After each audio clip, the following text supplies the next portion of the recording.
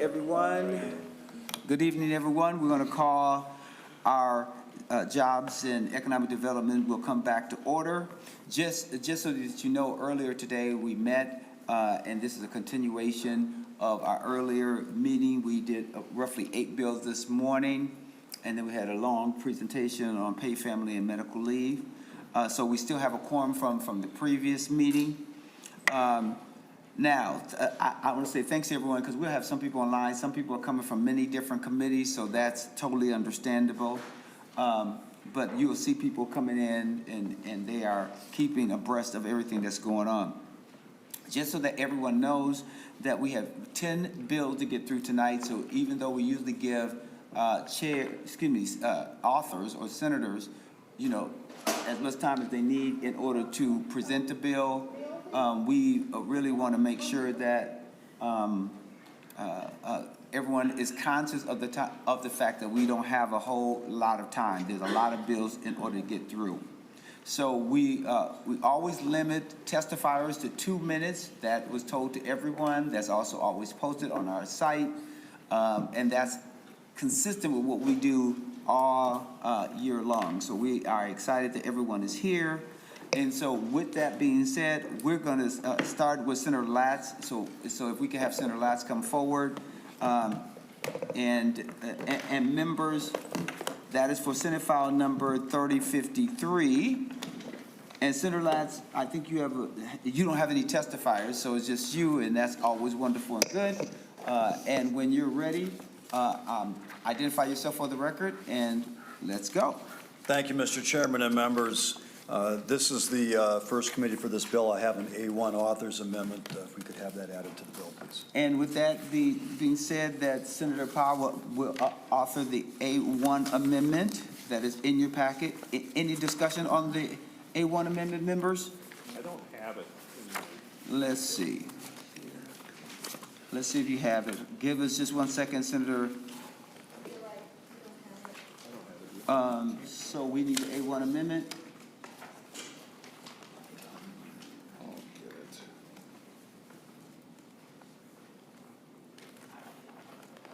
I can provide my copy of it if you don't have it. If you give us just 1 moment. Where's the A1?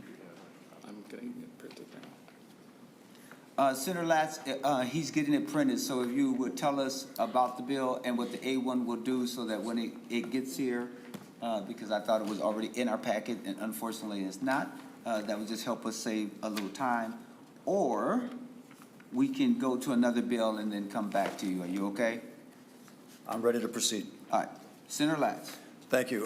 Mr. Chairman and members, Senate File 3053 came to me from a constituent who lost his job, was searching for a new job, had a family member out of state that he went to care for while he was searching for that job. As you know, almost every job search now is conducted online, and that's what he did. He applied for unemployment insurance and was denied unemployment insurance. There are a number of factors involved there, but among them was the fact that he was out of state, or at least that was his perception of it.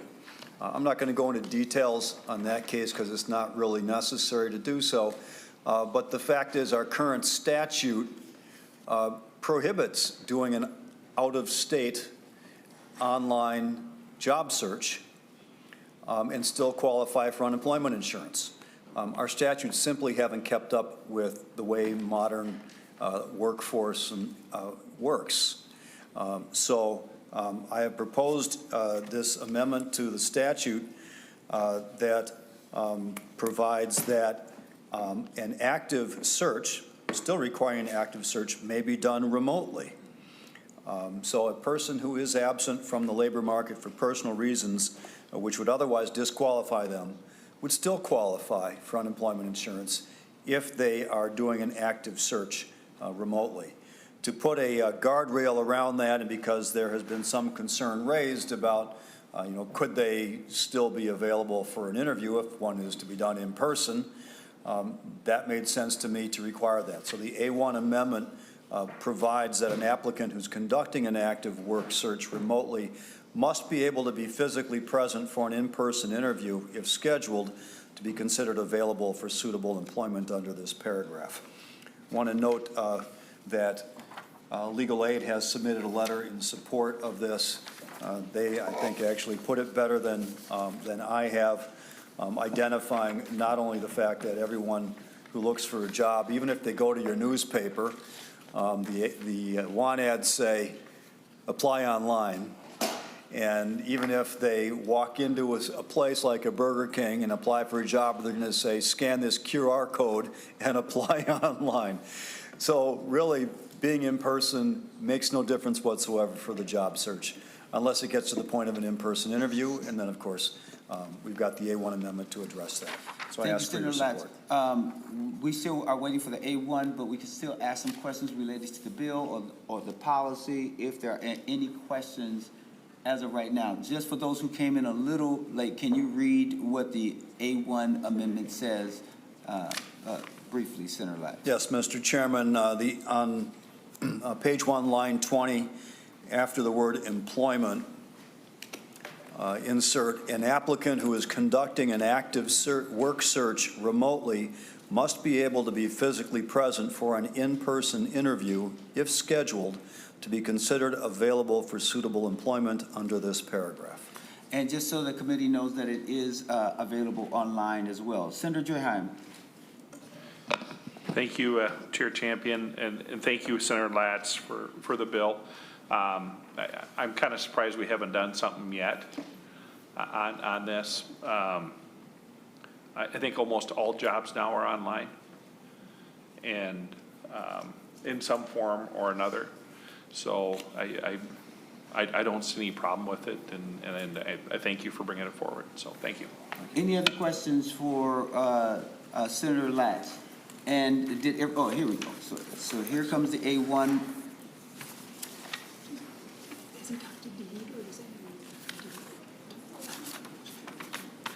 Senator Latz, as a question while the A1 is being passed around, have you had a chance to talk to Deed or did Deed say anything about this bill and or the A1 amendment?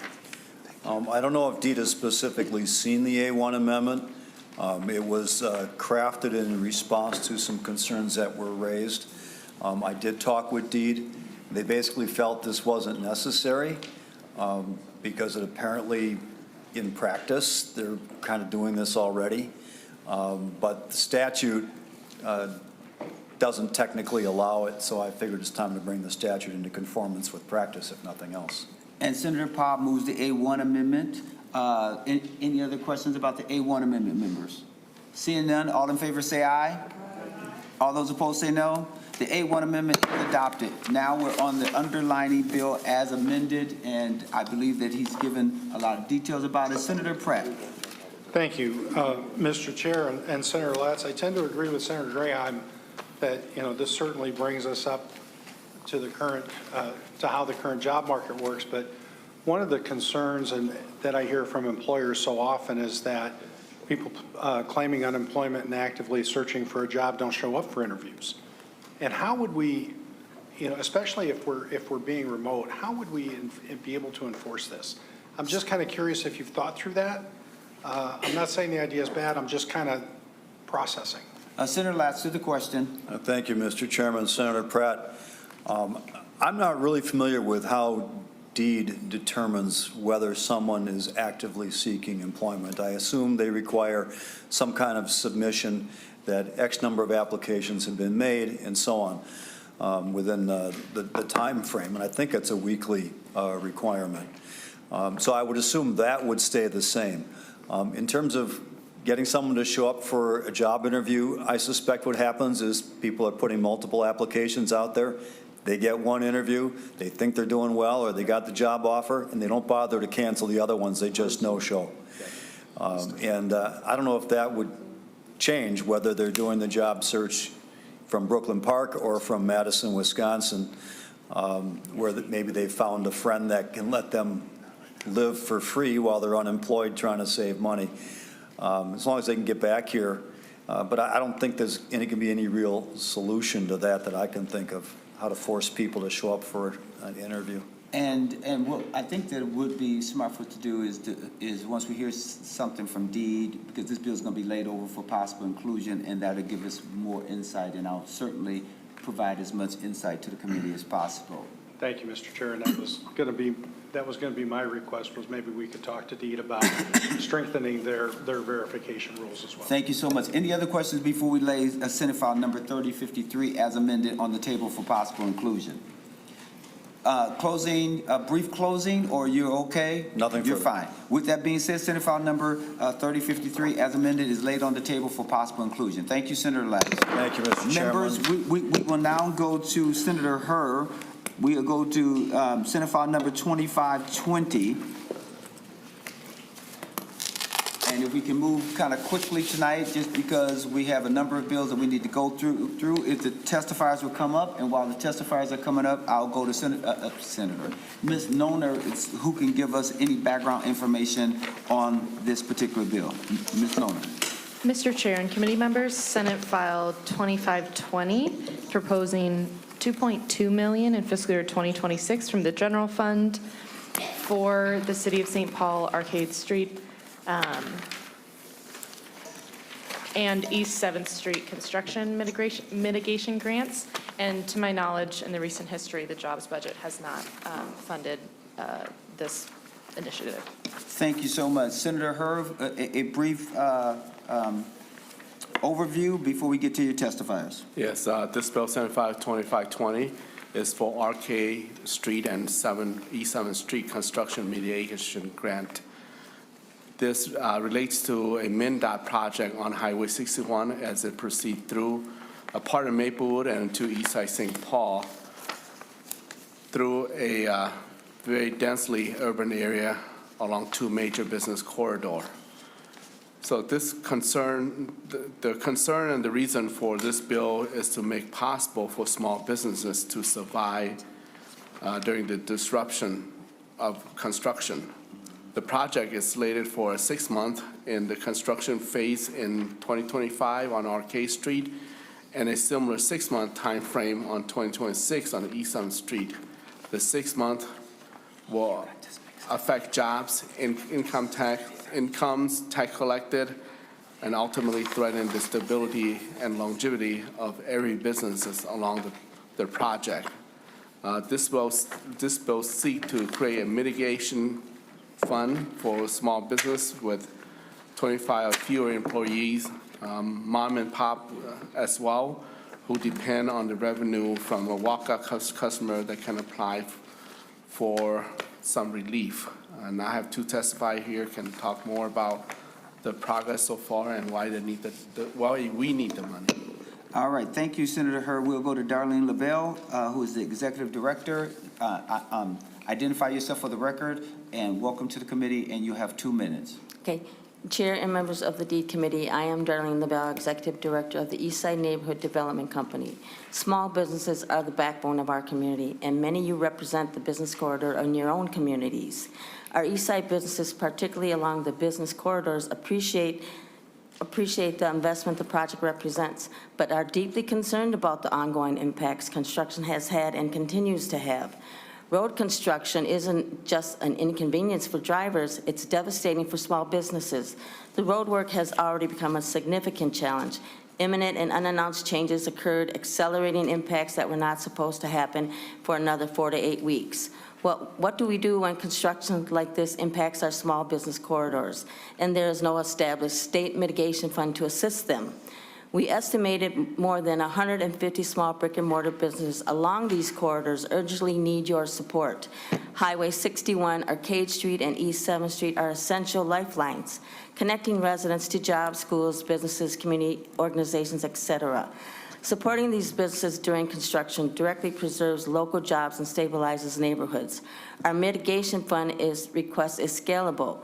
We have asked for $2.2 million, while any funding will offer immediate relief, covering essential business expenses for at least 1 month. These small businesses aren't seeking handouts. They're hardworking, resilient, and still recovering from the impacts of COVID-19, supply chain disruption, and inflation. They generate crucial revenue, pay taxes, employ community members, and invest in our neighborhoods. Without your immediate support, many face uncertain, possibly a dire future. We live in the great state of Minnesota. It's in the capital city, and we must strive to help our businesses avoid shutdowns and keep Minnesota thriving and growing economically, and to ensure small businesses survive and thrive beyond the construction together. Thank you. Thank you so much. Thank you for your testimony. Nick Ressler? Thank you so much. Identify yourself again for the record and give us your 2 minutes of testimony. My name is Nick Ressler, owner of Arcade Laundromat. Good evening, Mr. Chair and Senators. I had this speech written, and I'm going to go off it a little bit. I woke up Monday morning, my staff called me and said the road was closed. It was closed 4 months ahead of schedule for MnDOT. Our customers couldn't get to our access of our building. We were promised it would start later this summer. It started on Monday. That is the disconnect and why I'm sitting here today. I own one of the busiest laundromats in St. Paul. We opened in 2019, just before the pandemic. So as you can imagine, we've been through a few things in the last 5 years. And I'm asking not for your help, not for myself, but for the 10 employees whose job depend on our business staying open.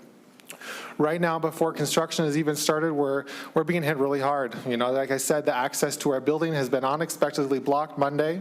Road closed, signs went up everywhere on 61. If you've been over there, I know some of you are local, it's chaos over there right now. Drivers don't know where to go. There's no official detour that's very easily accessible for the local owners and customers. Foot traffic has disappeared. Since Monday, our business has dropped more than 50%. It's more of a crisis than we anticipated with the closure that came early. We were told this project would be phased and coordinated, but the roll on Monday blindsided us all.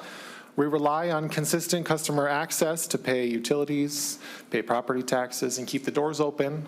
But right now, we're at serious risk of cutting hours and possibly some of my great staff on the east side losing their jobs.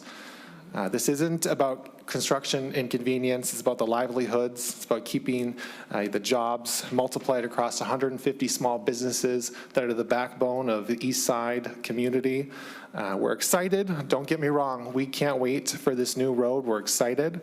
But right now, we need help surviving this short term, and that is why I'm here in front of you guys. Thank you so very much. Your 2 minutes is up. Thank you. Okay. Let me say this, and this is a question for Senator Hurd. I recognize that we have a number of different bills, but I have a couple of questions. One is, to you, Senator Hurd, or either one of your testifiers, I obviously emphasize with the disruption that road construction can have for businesses in the area, especially when there's construction. It happens in my community as well. But to me, we are risking opening up Pandora's box by saying we will help all in this situation, but we won't help any other communities across the state when road construction disrupts businesses in their communities. So help me understand why we should do this. Now, with the backdrop that when I was on transportation, I helped the businesses that were along University when they were building the light rail, but that was through transportation and not through jobs and anything else of that nature. So help me reconcile those two thoughts about how to be supportive, but how we shouldn't open up Pandora's box, because then everyone is going to come and say, hey, there's a disruption in my community. Yeah. And so, so help me understand that briefly. Thank you, Mr. Chair. There's many factors. One, we're working with area disparities. You know, those business east side is hitting hard during the COVID-19, and now we're just coming back. And the construction, no doubt, it will bring business in the future, but now we're in struggle. And not just that, it impact the business along Arcade or East 7th Street, which I refer to as East Street. I always encourage people to come to East Side to stop by our East Street. Now East Street, well, starting yesterday, it's been closed. And it will also impact those who work there traveling from your district to work in the East Side as well. So there's no ins and out at this in this immediate time. So it does have larger impact than just one locale alone. And I don't know at this time, where to get funding from, whether it's transportation, and we are short budget, so I'm just looking for help, any available fund that can help So us thank you. sustain mom and pop business. I'm sorry about that, Senator Hurd. I didn't mean to step on you there. I totally understand the dilemma that you find yourselves. I also just wanted to articulate with clarity the dilemma that it would put me in, right? But we are certainly going to think about it and try to figure out something. And so very briefly, Senator Draheim, and then followed by Senator Nelson. I just want to echo what you were saying. I think it's a slippery slope to get down that, because every one of our communities have neighborhoods in the same situation. And I feel, as a small business owner, I feel for your small businesses, Senator Hur, I really do. And you know, all of our districts have construction going on that closes down, and it is very, very, very hard for these small businesses to make it. I understand that. I just don't know if this is the right spot for it. So thank you. Senator Nelson. Thank you, Mr. Chair. Just to add, I am so sorry. My heart just breaks when I hear this. My son owns a small business. We have seen this happen on Highway 22, not in my district, but in my family.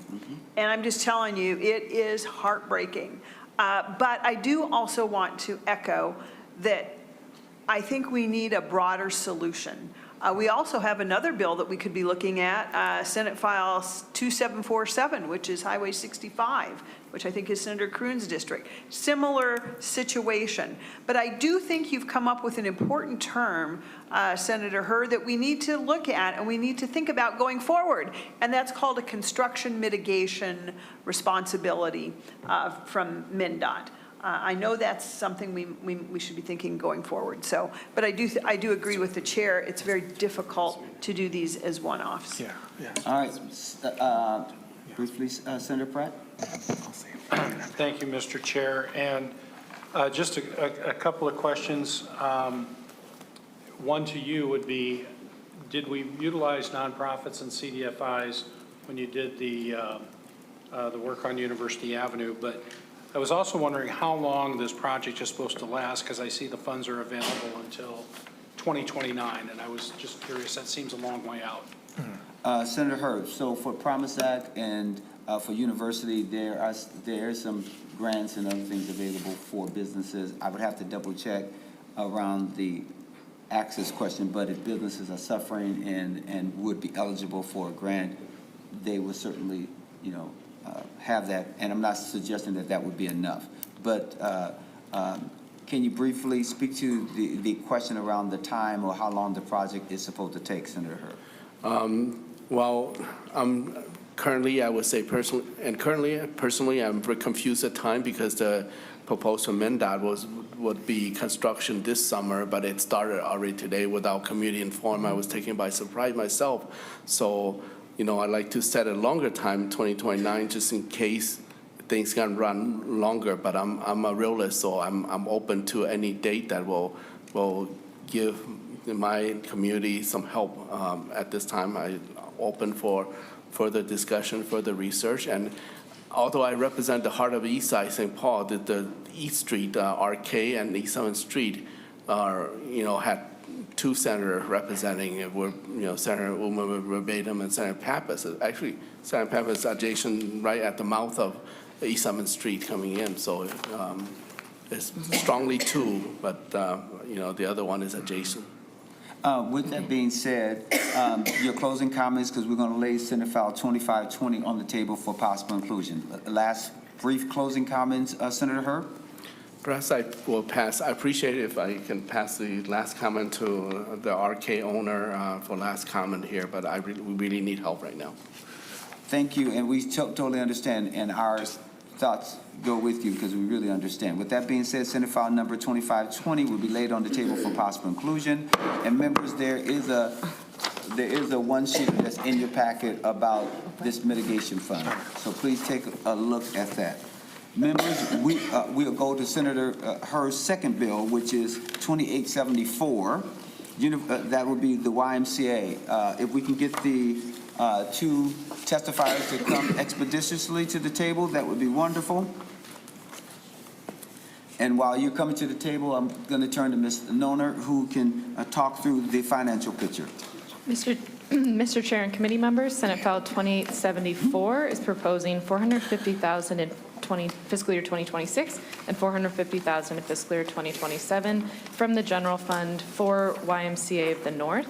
And in the past, YMCA of the North has received $600,000 in fiscal year 22-23 from the Workforce Development Fund and another $600,000 in fiscal year 24-25 from the general fund. Thank you so much. Senator Hurd, as usual, if you will give us a brief overview, and then we'll turn to your testifiers. Senator Hurd.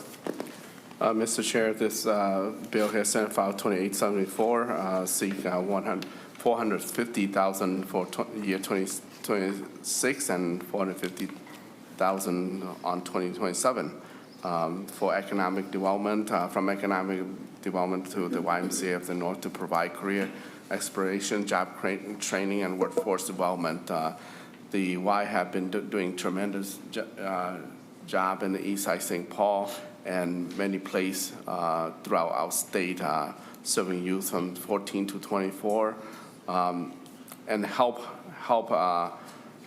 people who face barriers to employment and post-secondary education due to factor of lack of housing, poverty, and all sorts of needs. So I'm going to pass to my testifier who are here to talk about and give some more example. Thank you so much. Who is your first testifier going to be? Mr. Enrique Rubido. All right, if you would state your name for the record and give us your 2 minutes of testimony. Okay. Thank you, Mr. Chairman. Hello, my name is Enrique Rubido. I'm the director of the Career Pathways Program for the Y of the North. The YMCA's Career Pathway Experience delivers a general introduction to the expectations of the workplace and prepares youth for foundational employment and career readiness skills designed to launch them on long-term career paths. This is done through a three-prong approach: a 100-hour work experience, a 20-plus hour of professional development sessions that focus on soft skills building, financial literacy education, and post-secondary options, and lastly, coaching from our dedicated Y Youth Development staff members. In 2024 alone, the YMCA employed over 2,895 youth ages 14 to 24. For the programmatic year of 23-24, the Career Pathways Program served 63 youth, which provided its youth with over 7,500 hours of work. Youth internship placements included, but were not limited to, membership engagement, youth development work, human resource positions, marketing, information technology, and childcare. Our service area includes the 7-county metro area. Out of our participants, 85% said Career Pathways increased their confidence and they developed new skills to be successful in the workplace. Out of our interns, 12 interns were offered jobs directly completing their internship experience at the Y.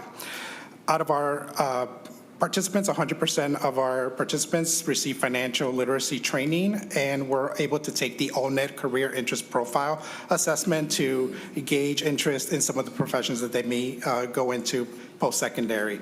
As we mentioned, we're requesting $900,000 this biennium to continue to funding our work, as well as continuing a new collaboration with Beacons Network. The Beacons Network serves thousands of youth in after-school programs. This partnership with Beacons will allow us to connect with a broader network of young people and provide them with post-secondary career exploration opportunities to connect them with high-demand career Thank you so very much. Your time is up. If there's one last sentence that you want us to know, give us your last sentence. Just to, in partnership with Beacons and Minneapolis College. Thank you so much. We'll now go to Faisal Ahmed. Introduce yourself for the record and make sure you correct me if I'm saying your name wrong, and give us your 2 minutes of testimony. Welcome to the committee. Hi, my name is Faisal Ahmed, and I go to Metro State University, and I am majoring in IT, and I wanted to share how the YMCA changed my life. Before I came to the Y, I had never worked in a corporate environment, and I didn't know much about computers. Honestly, I was inexperienced, and I felt a little lost. But the YMCA was the first place to ever give me that opportunity. They didn't just hire me, they helped me grow to where I am now. When I started, I was green, I had so much to learn, but instead of leaving me behind, the team at the Y learned with me. They worked at my pace, never making me feel like I was falling behind, even when I showed up late. They gave me the skills and confidence I needed to succeed. On top of that, being the oldest of 9 siblings, my life was always busy with school and family responsibilities. It wasn't always easy to find time for myself or school, but coming to the Y made those things easy. It became a place where I can grow, learn, and be supported. I am grateful for the opportunity they gave me. The YMCA isn't just a job, but it's a community that lifts people up, and I'm proof of that. So I would just like to thank them. Thank you so much, and thank you for being here, and congratulations on all your success. Members, any questions for either testifier or for Senator Hur? Seeing none, Senator Hur, your last brief closing comments before we lay Senate File 2874 on the table for possible inclusion. Members, this is a good bill, and they'll lead to more successful young people in work training and career development. So I ask for your support. Thank you. Senate File number 2874 is laid on the table for possible inclusion. Members, we will now go to Senate File number 2811, Senator Gustafson. And while Senator Gustafson, who is shocked that I called her bill so quickly, comes to the table, we'll also ask for the testifier to come forward as well. And we're going to ask Ms. Noner to give us any and all of a financial picture. Mr. Chair and committee members, Senate File 2811 has a proposed appropriation of $5 million a year. So $5 million 2026, $5 million 2027. Assume that is an ongoing amount, and that is for Prepare Minnesota, and I believe that in the past this has not received jobs funding. Thank you so much. Senator Gustafson, welcome to your committee. And if you could give us an overview, that would be great, but I understand that you have a A2 amendment, is that correct? I do. Thank you, Mr. Chair. And you're moving your A2 amendment? Yes, please. Any discussion on the A2 amendment? Seeing none, all in favor say aye. Aye. All those opposed say no. The A2 amendment is adopted. Senator Gustafson, if you can give us an overview and then introduce your testifier, it would be great.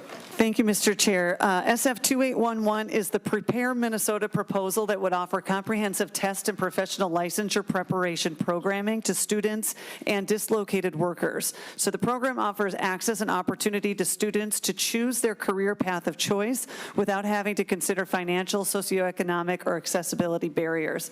The program would provide students at the state's public universities, University of Minnesota System, Minnesota State System, and dislocated worker program enrollees with access to prepare for admissions exams, licensure, credentials, workforce readiness programs for one flat fee to the state of $5 million from the state's Workforce Development Fund. So the state would have a procurement process to select a comprehensive test and professional licensure program administrator to operate and service the programming. The provider would be required at minimum to offer test and licensure preparation programming for the following. Tests would include medical college admission test, law school admission test, graduate record examination, graduate management admission test, licensure professional exams for nursing, teaching, real estate, securities, law, and industry credentials, including securities industry essentials exam, financial paraplanner, qualified exam, wealth management specialist exam. The programs have been passed into laws in states like Illinois. They're offered in their state university system to all students. They've had over 2,000 students sign up for prep courses of their choice in just the first few weeks and reported as saving students about $4.4 million. So the bill is supported by the Minnesota Nurses Association, Minnesota Independent Insurance Agents Association, and the Minnesota Dental Association. If you'd like me to walk through the bill, I can. Otherwise, we can go straight to my testifier, Mr. Chair. Up to you. Thank you, Senator Gustafson. I think we can go straight to your testifier, and then if there are questions, then the committee can certainly point you to the place where they have a question. And I also know that Senator Draheim wants to be recognized as well. So to your testifier. Mr. Chair and members of the committee, thank you. Identify yourself for the record and give us your 2 minutes of testimony. Yes, my name is Emmanuel Akibu. I'm Senior Counsel and Director of Government Relations at Kaplan North America. Thank you for the opportunity to testify today. The Prepare Minnesota program offers unlimited all-access to high-quality exams and licensure preparation to over 100,000 students and dislocated workers. This access can level the playing field, open education and workforce opportunities across all backgrounds, and help solve workforce shortages across the state. Today, high-stakes testing for professional licensure in careers like nursing and real estate and admission to professional schools like medicine and law remain a required hurdle, which students and workers must clear to gain access to rewarding careers. Yet, due to the cost of these exams and the necessary preparation courses and materials to succeed on these exams, that hurdle remains especially daunting for underrepresented and economically disadvantaged students and workers. Those who cannot afford the cost of test preparation are often shortchanged and left behind. We know from years of data that students and workers who cannot pass or do well on such exams without quality preparation. Because of this, we've seen students and workers that can afford these preparations, they perform better than those who cannot. Better performance on tests translates to more scholarships and admissions to more prestigious programs. In short, instead of leveling the playing field, these high-stakes exams are often oversized obstacles on the path to career success. This is a statewide issue felt in every community. Senate File 2811 is an attempt to solve this problem. In closing, we urge the committee to support funding for the Prepare Minnesota program as it is a critical investment in Minnesota's long-term future. It will begin providing equitable access to high-quality preparation resources, helping to ensure that all students and dislocated workers have a fair shot at success, strengthening the state's workforce, and boosting economic mobility. Thank you for your time, and I'm happy to answer any questions Thank you so have. much for your testimony. Thank you for being here. Members, I want to turn your attention to the bill summary that's in your packet. So if you want any additional information on the bill, that is there. And I am now going to Senator Drahan. Thank you, Chair, and thank you, Senator Gustafson, for bringing the bill forward. I really like the concept, and that's why I kind of dropped the A1 amendment, if we could talk about the A1. And Senator Drahan moves the A1 amendment. Do you have a copy of the A1? Yes. Mr. Chair, I do not. Or maybe I do, I guess. Let me look at my folder. I don't. I'm sorry. The A1. The A2 has already been adopted. This is ours, but he's got one. Yeah. All right, Senator Drahan, to your A1 amendment. Thank you, Chair, and thank you, members. So I really like the list that you guys have put together, but I think, you know, serving on the Housing Committee, we hear all the time about how many units we need, and there's a real shortage of tradesmen. And I think by adding licensing in the trades, including but not limited to electricians, plumbers, boiler engineers, and pipe fitters, that will help expand that and give more career options. I've been told that this doesn't line up with your A2 amendment. So it would need to be ironed out, Chair, and this is being laid over. Yes. So I guess I won't offer it technically right now, but if this is in your year-end bill, I will bring it back, and it will have the correct language in it to match up to the bill. Absolutely. But I would like some discussion on this if we have time. Thank you. Senator Gustafson, do you have any initial thoughts about the A1? Thank you, Mr. Chair. I also agree with Senator Draheim. I think the trades are important in this conversation. I think it is something that, as a high school teacher, I feel like more of my high school students should go into the trades when they're looking for some post-secondary education and professions. However, I have consulted with several people from the trades industry, including the unions, who have a problem with the way it is drafted currently, and they have some concerns. So at this time, I would not be able to support that amendment, but I do look forward to further conversations. So you all could continue to have further conversation. That's all. We are looking for a brief question from Senator Nelson. Oh, actually, mine is not on this particular issue, so if they're finished Nope, with the you can go, A2. well, so did you offer the A1? Yeah, I was just going to say, Chair, if I could, I said I'll withdraw the A1. A1 is withdrawn. Now Thank Senator you. Nelson. Thank you, Madam Chair. I just want to express my support for this bill. I'm glad to be a co-sponsor on this bill. I think it is absolutely critical that we allow and help more kids get this test prep. Some of you might remember when I was taking the LSAT and all these other tests, we didn't need any test prep. We just took the test. This is a very different environment now, and kids need to take that test prep. And so I think it's really important that we do that. I just wanted to thank you for pulling this bill forward. And just to add to the last discussion, I do know the unions have very strong trades programs, and I think it's important not to step on what they're doing. So I appreciate the fact that we'll be working on that. So thank you so much. Thank you. Any other discussion, closing comments before we lay Senate File number 2811 on the table for possible inclusion? Senator Gustafson. Thank you, Mr. Chair. Just wanted to say thank you to Senator Nelson. Thank you to Senator Housley for being co-authors of this bill. With that being said, Senate File number 2811 is laid on the table for, as amended, is laid on the table for possible inclusion. Thank you so much. Members, we'll now go to my first bill, which would be Senate File number 2877. And while I'm walking to the table, I will ask Ms. Noner to give me give us the financial picture, and Senator Draheim. Mr. Chair and committee members, Senate File 2877 is proposing $500,000 in 2026 and $500,000 in fiscal year 2027 from the general fund for Maa'uun, previously known as North at Work program. And this organization has received $1 million in fiscal year 24-25 from the general fund in one-time funding. Thank you. Thank you, Mr. Chair, and thank you to the committee for hearing Senate File number 2877. First thing that I'd like to do, hold on one moment.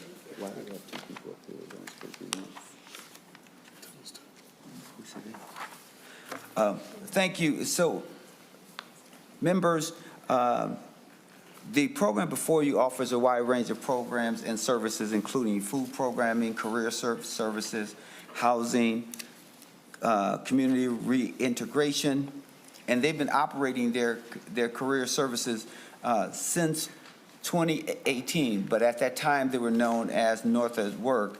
And so my testifier and the director was also involved, along with Tawana Black, who's with the Northside Funders Group. And so they've been in partnership with public and private sector funders. And what this bill would do is grant them $1 million to fund the career services, which is a continuation of what they've already done. They partner with individuals to build skills and connect with opportunities for meaningful work at livable wages. So their training program includes CDL licensing, boiler licensing, ServSafe, and IT certification. Additional skill training and support after completing those programs. So with that being stated, we would go to my first testifier, and that would be none other than Maa'uun El-Amin, who is the CEO, Executive Director. Go ahead. Please state your name and your title for the record. Mr. Chair, the committee, my name is Maa'uun El-Amin. I'm the CEO, Executive Director of Maa'uun. I'm happy to be with you today. Yes, we have been receiving support for a number of years and growing our particular program to really an ecosystem to provide not only workforce development, but also support services for the work that we're doing. We have been able to support families with family sustainable wages. Our average wage is over $24 per hour for those who have come through our programming. We're also surrounded with services and food support and others that is part of a general ecosystem that we have built for this organization and for this particular community. We are excited about the idea of continuing to grow and expand, especially in this time where we're still facing many disparities in our community in terms of wage, job support, and et cetera. We think we are making a good contribution. We'd love to continue our programming. Thank you. Thank you. And now my next testifier for 2 minutes, he will introduce himself for the record. Good evening, Senators. My name is Tyrus Hayes, and I'm the Director of Strategic Engagement at Maa'uun. This is a brief grant summary reporting from September the 1st, 2023 through March 28, 2025. During the review period, we enrolled 217 participants, of which 197 successfully engaged in either a training program or employment. We introduced work readiness training, which has proven highly effective in preparing participants for skilled training and employment. This initiative has significantly enhanced workplace interactions, performance, and self-awareness among our participants.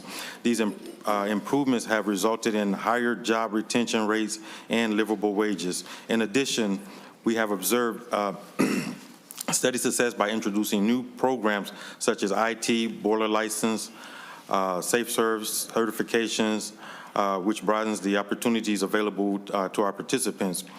During this period, 67 participants completed credential or certificate training, and 107 secured employment with wages exceeding $24 per hour, $48,000 annually, at the time of this exit. Notably, our efforts have impacted 49% of previously incarcerated individuals, 29% unsheltered individuals, 61% immigrants, and 97% participants living below the poverty line. Our current progress highlights the effectiveness of our clear strategy, dedicated team, and unwavering commitment to excellence. With sustained momentum, we are confident in our ability to achieve our goals and pave a way toward great accomplishments. Thank you. Yep, thank you. Senator Champion, do you have any comments before we go to questions? Nothing before answer any questions, and I'll be happy to give brief closing comments. Thank you, Senator Champion. The numbers that you guys gave are quite impressive. Is that historic? Are these people that are on this career path multiple years, making a livable wage, I guess is my question. Say, Mr. Chair.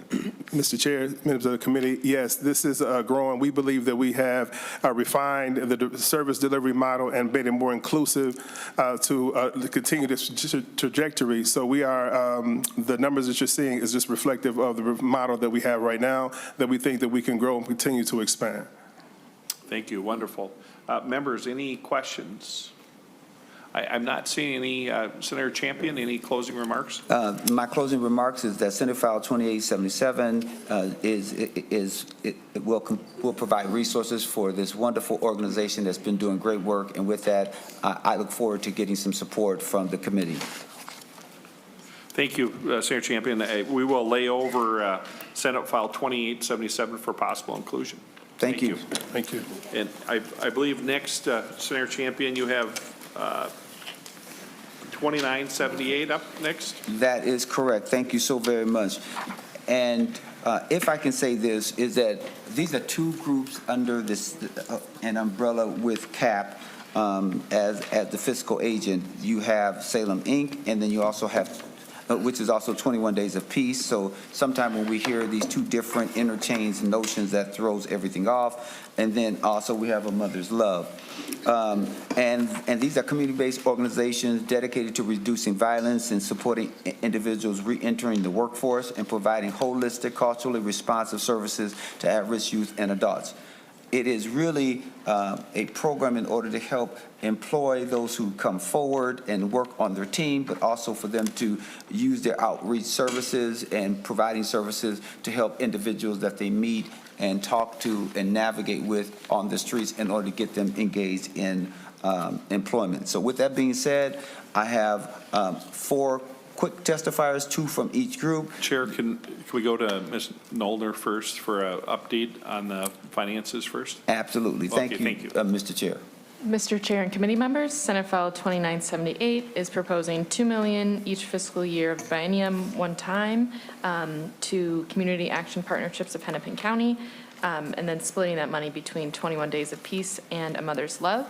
In the past, in fiscal year 24-25, Community Action Partnership received $6 million, and again, that was split between the two organizations. Thank you. Senator Champion, I'm sorry to interrupt you there. Oh, no, thank you, Mr. Chair. We'll start with Reverend Jerry McAfee, who's the pastor of New Salem Baptist Church and CEO of Salem, Inc., which is the entity that houses 21 Days of Peace. And he will also be joined after his 2 minutes with Marlon Moore, who will provide 2 minutes, and then we'll go to my other testifiers. Thank you, Mr. Chair. Please start your 2-minute testimony. Thank you, Jerry McAfee. We're certainly happy and to announce that, if you have not heard, that North Minneapolis is experiencing a 10-year low in crime, and we are grateful for the input that we were able to help facilitate with that, with our direct approach on 36th and Penn, and working right along with our partners with the Minneapolis Police Department, because one of the greatest ways of, one, getting rid of crime is to deal with economics. We also would like to, if you didn't know, right around September 21st, we had a tragic accident, deaths, 2 in particular, downtown Minneapolis, and then we were called by Luana Nelson Brown at that time to put together a group which created 8 additional jobs that we helped patrol the block from Thursday to Sunday from 9 to 3 a.m., and that result at the end of the year in like a 40 to 50% reduction. And so we look forward to continue this work as we try to intervene and help where we can, knowing and understanding that if we can get our hands on people and get them removed from negativity and get them in a good comprehensive program to get them moving forward. Lastly, one of our partners that we're thankful that we keep referring people to is McCromnum in particular. Thank you. And great on the time, Pastor. Thank you. My name is Marlon Moore. I am the CEO of Salem, Inc. We have had great impact at the epicenter of the population that we work with. We have been listed as a trusted agent working with this population, as well as integrating across systems, whether it be probation, child protection, and other systems that often our clients are a part of, and getting those systems to work together. We've took 17 young men off the block who were once Kia boys and had on our program for over 2.5 years. Only 2 of them have had any other police interaction. We continue to work with these systems to build out ways to develop the best plan for people to be successful in employment. Because you do not address health, if you do not address mental health, if you do not address housing, you cannot address employment. So by addressing these things, we found real quickly that there's more needed for one individual than for the masses. So we continue to work with them. We continue to work with crime and other agencies as trusted partners that work with DEED as well, probation, child protection, and Mother's Love, as we build out this system that's best worked to integrate these people into general society. Thank you very much. And with that, Mr. Chair, I'll now go to A Mother's Love. You heard them referred to over and over again. Lisa Clemens is the CEO of A Mother's Love, and then also Monique Flowers, who is the CFO of A Mother's Love. And they'll go in that order and provide their 2 minutes of testimony. Good evening. My name is Elisa Clemens, CEO of A Mother's Love Initiative. It's an honor to speak again before this body today about the vital work we continue doing to address and reduce violence while helping participants obtain full-time employment, careers, trades, GEDs, and high school diplomas. I would like to thank Senator Champion, Representatives Knudsen, Hudson, Demuth, Novotny, Moeller, and Feist for meeting with us either on Zoom in our office or coming to Northside to our office or in their office. The greatest compliment was when Representative Hudson asked us how we can model our work.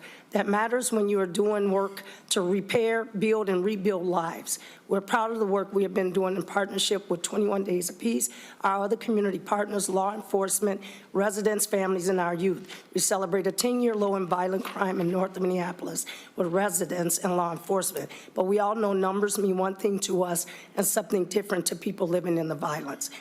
We will continue our focused approach to reducing violence and changing narratives of lives. We speak a lot about Minneapolis, but our clients are throughout the 7-county metro area, as well as Houston and Winona counties. Using a holistic approach, our work continues to focus on education, employment, empowerment, and pathways to strengthen families and individuals. Our work is also focused on keeping youth off the streets, out of stolen cars, employed, and in classrooms. We develop programming that keeps our youth and families supported and on track towards successful futures. Our focus is on changing the lives of those engaged in violence, system involved, substance addiction involved, and others affected by violence simply because of where they live in a certain zip code. Since testifying 2 years ago, we've been seeing great success in helping participants create and reach their goals, even with their barriers. We ask that this body once again stand with us and reinvest in our work. We are choosing a path to prosperity to reduce violence, addiction, death, and prison. Thank you very much, and right on time. Thank you. Hi, my name is Monique Flowers, and I'm the CFO of a Mother's Love Initiative. Today, I want to share with you the profound impact our organization has had on families and youth in our communities throughout this 2 years, but I'll specifically talk about the youth. A Mother's Love Initiative, we have focused on empowering youth ages 12 to 17 through job opportunities, summer employment, school year employment, and education. We follow these youth throughout the school year, doing school pop-ups and making sure they understand their grades and education matter to us, and it should matter to them as well. In these 2 years, we have successfully placed 64 young individuals into jobs, helping them build confidence and development, essentially work skills through our empowerment workshops. Our approach not only keeps these youth engaged, but also steers them away from negative influences and violence that is all around them on a day-to-day basis. We understand the challenges of youth and families face, especially single parents and low-income households. Our organization serves participants from disadvantaged communities, including low-income families, communities of colors, the LGBTQ+ communities, participants with disabilities, single-parent households, chemically dependent youth and adults, participants who are homeless, youth, and participants who are just as involved, especially felons who are having a hard time finding felony-friendly employment. In closing, our organization is not just programs, but it's a lifeline. We are committed to guiding empowered and educated participants into the workforce, ensuring that every individual has the opportunity to thrive. Together, let's continue to support and work together in the lives of those who need it the most. Thank you for your time and support. Thank you. Thank you, all four of you, for being on time. That was fantastic. Senator Champion, any comments before we go to questions? Nope, just any questions. Okay. Members, any questions? Senator Pratt? Thank you, Mr. Chair. I guess I could take a gentle nudge. I'm kind of curious,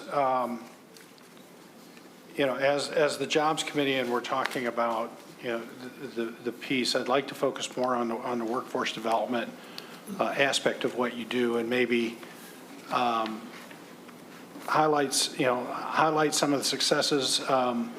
Maybe talk about, $3 million is a lot. Talk about the $3 million that you each received, and why those were one-time appropriations, why you need to come back for more. Senator Champion, I don't know who wants to answer that. Talk about Carl. Well, I think there's two things we have to look at. Can you speak closer to the microphone? And We're looking at identify yourself, too, for My the name is record, Marlon please. Moore, CEO of Salem Inc. We're looking at two different things. We're looking at people who are entering into a system that has multiple systems that may not have any impact on those systems unless it was negative, whether it's probation, child protection, or that matter. Integrating them into a community that lives off these systems is one piece. The other piece is a lot of mental health stuff and housing things that go along with these people that have to be sustained before you can get into a job. We have got many people to work that are only at work for 30 days.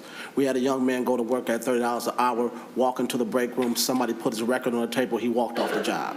So these are some of the things we have to prepare people to work through. Can you survive the transition as part of the piece of that? And we identify that real early on and what some of the struggles they have to have.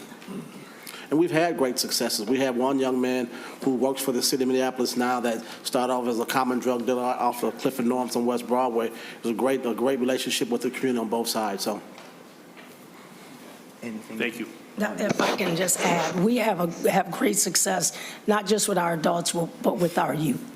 And that's the big deal right now, making sure that our youth are no longer re-engaging in the violence within our community. So we've had huge success in that area. But we've also had success in the area of bringing in partners that are trained in mental health and addiction issues to help us rebuild lives. We're not pushing people out who are just ready to go to work. The work is all-encompassing because they're coming to us with barriers in place. So you actually have to work through the barriers before you can get them to the jobs. And we have been successful in working them through those barriers and getting them employed and in careers and trades. Thank you. Senator Pratt, anything else? No, I got to step out for a minute, Okay. Mr. Chair. Yep, thank you. So I guess, Senator Champion, my question is, do we have any numbers on the past funding and how many people we helped during that time period? And what quantifying records are we keeping to make sure that we're being successful? And Mr. Chair, yes, there are records and numbers, and we'll get that to you as well, because what happened is they knew at the last minute that they're going to testify today, and so we'll make sure that we get that, get copies of those things and send them over to the committee. And then, Chair, Senator Nelson. Would you like my question now? No, go ahead, that's fine. Okay. Well, I was just, well, first, I like what I'm reading as far as the empowerment sessions, and I think I see it for young women, for young men, for adults. I think that is really important. My question is, I'm looking at the documents in my folder here, and I'm trying to figure out I'm trying to tie it up with the bill here. So I believe the funding that you're requesting, Senator Champion, is going to the Community Action Partnership with Hennepin County. I understand that. I have a great Community Action Partnership in my neck of the woods. But what I don't really understand, or I guess I can't remember, maybe this is something new, is that on lines 1.12 and 1.13, it talks about going to 21 days of peace as the recipient of that grant. But the information that we're talking about here is Salem Incorporated, but I don't see that in the bill. And the other thing was, I love Mother's Love, but I didn't, so I'm just wondering, one, is that typical to give grant money to Community Action Partnership and then tell them how they have to spend it? That's what I want to know. Yes. And then also, the names aren't the same as what we're seeing here on the bill as the documents in front of me. So that's my question, Mr. Chair. So thank you, Mr. Chair. Thank you, Senator Nelson. It is the same. So the CAP organization is the fiscal agent. They are the ones who enter into the contract with the state of Minnesota, or DEED in particular. And they oversee or work with and make sure all the documentation and reporting is right for the two organizations. One is 21 Days of Peace, which is under Salem, Inc. So that's why it's affectionately known as just 21 Days of Peace, because that's the initiative, right? And then Mother's Love is its own separate entity, and that's why you see in the bill a Mother's Love. So yes, this has happened when we want to make sure that all the fiscal and administrative stuff is right, and really making sure that there's that back office and there's the level of accountability and reporting. Senator Nelson, follow up. Thank you, Mr. Chair. And I will add, Senator Nelson, that in discussion with our fine nonpartisan staff, that there is a tweak that is probably needed as the way the bill is drafted. So there was probably an error in drafting of it that could have been more clear, and it's corrected here. And depending on how it moves forward, the targets aren't great for this committee. So we don't know what will be funded, but I think it will be addressed when we jacket the year-end bill. That is correct, Mr. Chair, and that is what we'll do, is make sure that the language is clear, and we'll be able to get back to you with that. Thank you, Senator Nelson. Thank you, Mr. Chair. Thank you. I understand now my mic wasn't on, but y'all heard my question, so that's fine. I'll look forward to that cleaned up piece as it comes out. And Senator Champion, I'm cautious about this, but one of the things that is in our packet today is the information about Minneapolis withdrawing its contract, I think, for one of these organizations. And I thought perhaps you should speak to that, because I'm not the only one that really has seen this. So I think it'd be important for you or your testifiers to speak to what happened or didn't, or what's wrong with the article, or what isn't, or what's missing. Thank you. Thank you, Senator Champion. Mr. Chair and Senator Nelson. I'll take the first shot at it, and then Reverend McAfee, who is the subject of that issue, can certainly speak to it. There was a proposal by the Minneapolis City Council where the Minneapolis City Council was looking at moving $1.1 million from the city's fund and giving them to a county, and especially in this area of community interrupters. And so there was this desire to talk to the city council members, and the city council members wasn't responding to community or no one. And then the date of the city council member came. Reverend McAfee went up to the microphone and in no uncertain terms was very animated and very forward about what he thought about them ignoring him and ignoring the other people and ignoring those who really wanted to be engaged there. That's what I understand of it, but we have the person here who can speak to that because I don't speak for other people. I'm just trying to set up the context as to what happened. Thank you. So, Reverend McAfee. Mr. Chair, thank you so much. To lend clarity to that, we would certainly thank you so much for that question. We were chosen out of a blind RFP for these particular dollars for, they call themselves interrupters. One of our members, after saving a life, serving people, they get off work at 9 o'clock. Around 9:24, I think it is, 30 shots rang out at this site. Cash was hit 3 times, one in the neck, one in the belly, and one in the back shoulder. He is a licensed concealed carry. He got to his car, he was able to shoot back. It's actually been tabled until they finish their investigation, which also, again, shows us the danger of what we do because you're not allowed to carry, even if you have license, when you're in our patrols.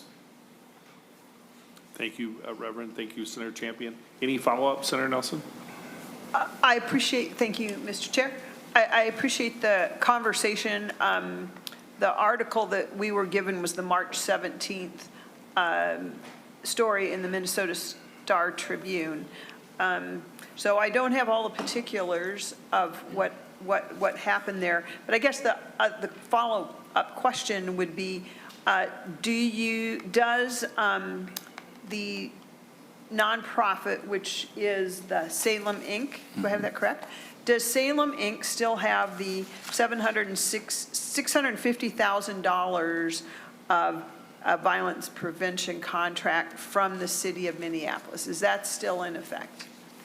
Mr. Chair, Senator Nelson, it never was in effect. It was signed, but it had to go to the city council to be ratified. And based off of the date that you, again, there's so much been going on in Minneapolis with the city council. So that, to my knowledge, they had the final vote last week, and 5 groups they approved, but they did not approve ours. Thank you. Thank you for the clarification as well. Appreciate that. Thank you, Senator Nelson. Senator Champion, I know we're running short of time. Do you have any closing comments before No we... closing comments. I just wanted to make sure that these 2 groups had an opportunity to present. There's some additional documentation that will be supplied from CAP, and there'll be ongoing conversations as to whether they are included or not in our bill. So we'd like for you to lay this over for possible inclusion in our bill. Thank you, Senator Champion, and thank you, testifiers and members, for the discussion. Senate File 2978 will be laid over for possible inclusion. Next up, we have Senate File 3088. So if the testifiers would come up to the table. And Chair? they're coming up to the table, and I want to point to the committee to a letter of support from the Minneapolis Police Department on behalf of the 2 organizations that we just heard from. Thank you, Senator Champion. So next up, we have Senate File 3088, Pillsbury Unlimited. I think Thank you. Ms.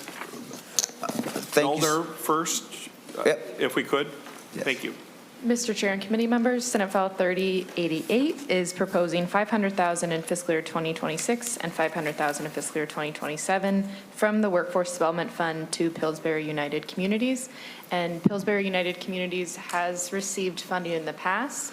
In fiscal year 22-23, they received $1 million from the Workforce Development Fund, and in fiscal year 24-25, they received another $1 million one-time appropriation from the general fund. Thank you.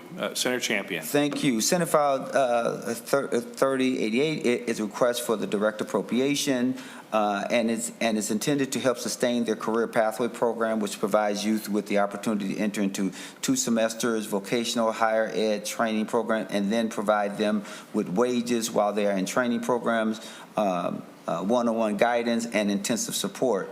Their career path program is for students who cannot afford to work. Students are most often the heads of their household and need financial support to take the time in life to obtain a certificate that will set them in a career that they're interested in and provide for wage growth and advancement, even entrepreneurship opportunities. This workforce development and training is not a new idea that Pillsbury's been doing, but Pillsbury Career Pathways is new in that it allows young people to choose the path they are interested in and have much higher than likely chance in staying in. Some graduates of the program are making over $50,000 upon graduation in just under 8 months. So Pillsbury received a past direct appropriation, and we would like to continue them on this pathway with this program. And in fact, it's been shared with me that they can't keep up with the waiting list. So I have 2 testifiers who are prepared to testify for 2 minutes each. We have the wonderful president and CEO of Pillsbury United Communities, which is Cinnamon Pelly, and then also she would also introduce a program graduate. Please state your name for the record and begin your 2 minutes of testimony. Good evening, Lead DYGI and esteemed members of the committee. My name is Cinnamon Pelly, and I'm honored to speak with you today about the game-changing work being carried out by Pillsbury United Communities in our career and future readiness programs. First and foremost, I want to extend my sincere gratitude to President Champion and the committee for awarding PUC a $950,000 direct appropriation for fiscal years 24-25. Your investment has enabled us to launch our highly successful Career Pathways program, which is reshaping workforce development in our community. In a landscape that's often fragmented between traditional workforce training and higher education, Pillsbury United Communities Career Pathways stands out as a model of innovation and opportunity. What truly distinguishes us is our unique vocational training program designed specifically for youth, many of whom are the head of their households and are parents themselves. Our program seamlessly bridges the gap between short-term workforce credentials and valuable higher education certificates. This is not just a theoretical concept, it's a reality that's brought to life through our dynamic partnerships with institutions like Tailored Cosmetology and Natural Hair Care Institute, a pioneering Black women-owned cosmetology school in North Minneapolis, and established educational leaders like Hennepin Technical College. This ability to operate efficiently with both community-based and traditional higher education settings is truly unparalleled. We recognize the urgent need for rapid entry into high-paying careers. Many of our students are primary breadwinners who cannot afford the time or financial burden of traditional, lengthy education models. Our programs are designed for completion in 2 semesters or less, offer educational stipends that allow students to focus on their training without financial hardship. This critical support empowers individuals to prioritize education and break the cycle of poverty. Beyond career training, our program fosters entrepreneurial empowerment. We equip students with skills, certifications, and licenses needed to launch their own businesses, particularly in fields like aesthetics, barbering, and natural hair care. We're witnessing young people who have established fully functioning businesses. Sorry, if you want to just finish your thought. I'll just end by saying that as we speak, our current cohort is preparing to graduate and enter high-demand fields such as dental assisting, carpentry, and paralegal studies. Thank you for your time. Thank you. And Mr. Chair, we have Cassandra Rojas Hernandez. Yes. She's a program graduate and dental hygienist. Dental assistant.